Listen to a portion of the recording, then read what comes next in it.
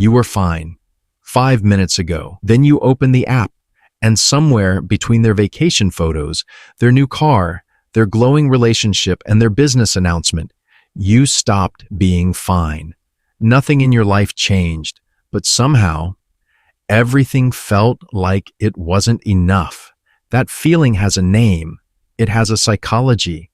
And God has something to say about it. Comparison is the act of measuring your life against someone else's and using the result to determine your worth. Sounds simple, but the damage it does is not.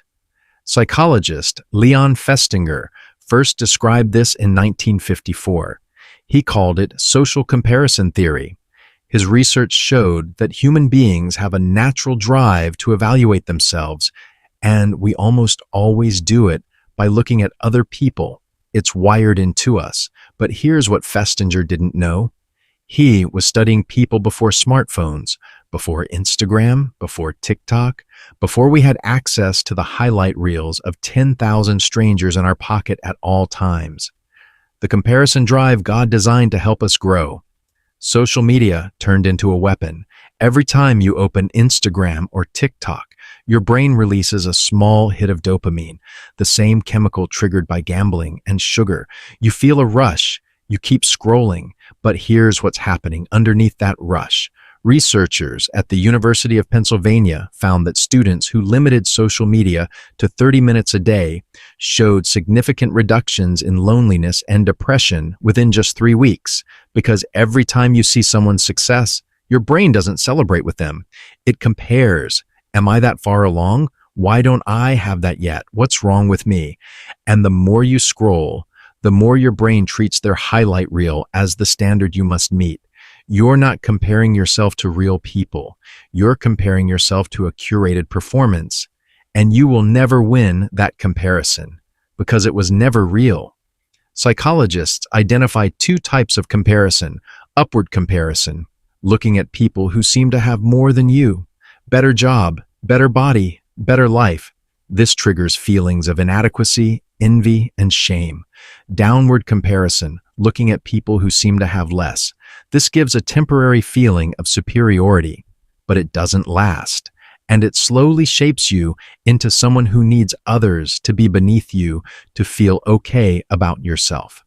Both paths lead to the same destination, a life where your peace depends on other people's circumstances, and that is a peace you will never hold. Now here's where it gets powerful, because God didn't just warn us about comparison. He knew it would be one of the greatest threats to human peace. The 10th commandment, you shall not covet, Exodus 20:17. Coveting is comparison with resentment attached. It's looking at what someone else has and feeling like it should be yours. God named it as one of the 10 things He most wanted to protect us from, not because He didn't want you to have good things, but because He knew that coveting would keep you from enjoying the good things you already have. And then Paul, writing from a prison cell, said something that should stop all of us. I have learned, in whatever state I am, to be content. Philippians 4:11. Learned. He didn't say it came naturally. He said he learned it. Contentment is not a personality trait, it's a practice.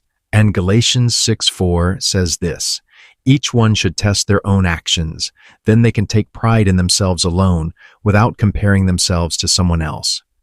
God is saying, your lane is the only lane that matters. Here's the truth comparison robs you of. God didn't make you to run their race. He gave them a different assignment, a different season, a different calling. What looks like them winning is just them walking their path. It says nothing about yours.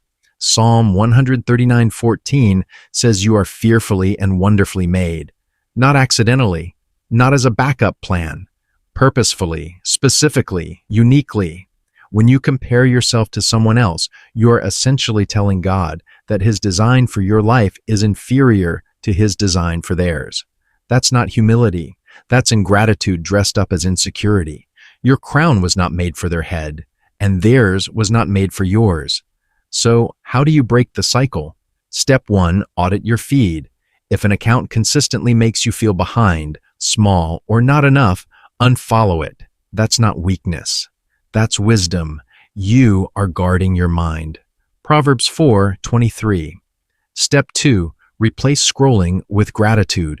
Research shows that people who write down 3 things they're grateful for daily experience higher levels of well-being within weeks. God already knew this. That's why Thanksgiving appears over 100 times in Scripture.